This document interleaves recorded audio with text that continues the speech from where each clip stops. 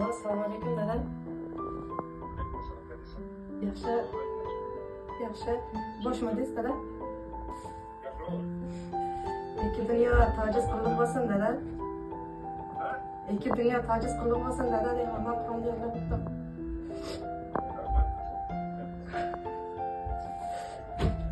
Yaxshi yaxshi bo'lsiz dada. Shuncha sharoitlar yaratib berdiği hech narsaga zorib turmaymiz. Rahmat, Alloh rozi bo'lsin dada. İnşallah jannatda meni qizim deb g'ururlanib berasiz.